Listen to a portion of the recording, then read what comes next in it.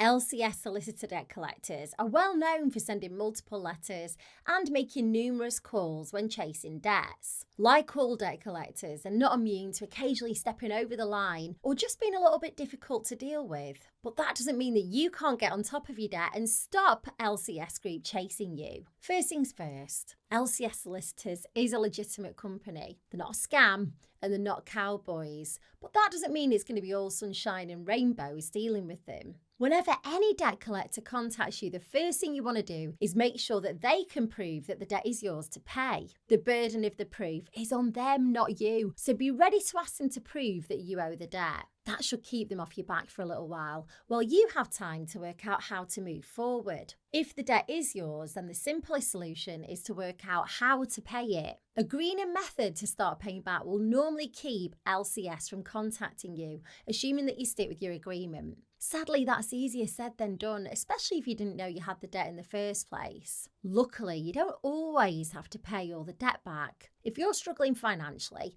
there are options out there that could help. While these solutions aren't all suitable for everyone, you might find one or two that could work well for you. I'll run through them quickly here. First up, debt management plans. They're an informal agreement that you make with your creditors to pay back your debts at a lower, more affordable rate. Normally, this means paying less each month, but over a longer time frame. The catch is that you can't include all of your debts in a debt management plan. So, credit card debt, personal loans, and an overdraft, they can all go in, but court fines and mortgage arrears sadly can't be part of it. Next is debt relief orders. They freeze your debt payments for a full year, and then if your situation hasn't changed after 12 months, the debt's written off. You make no payments towards a debt in 12 months and interest isn't added.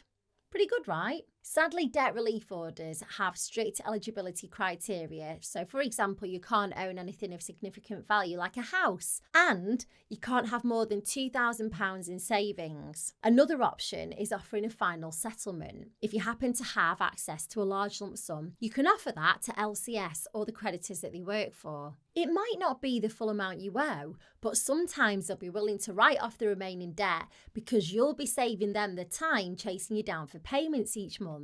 Unfortunately, getting your final settlement offer agreed might not be that simple. An LCS or your creditor could simply refuse. Individual voluntary arrangements are another way to deal with LCS. It's a formal agreement between you and your creditors to reduce your payments to one simple payment each month. It lasts for 5 years, and at the end, any remaining debt is written off. Again, like with all these options, there are catches. IVAs are legally binding, so you'll need to keep up with the terms that you agree to. Otherwise, you could be back to square one with LCS. But all the time it's in place, you shouldn't hear from LCS. Bankruptcy is probably the most famous option. You may already know, but with bankruptcy, all your assets are reviewed and some may be sold off to pay back your debt. After a year, any remaining debt will be written off. Unlike with an IVA, during your year of bankruptcy, you shouldn't hear from LCS. Of course, bankruptcies have obvious downsides, mainly that some of your belongings may be sold to pay for your debt and your credit score will become very low.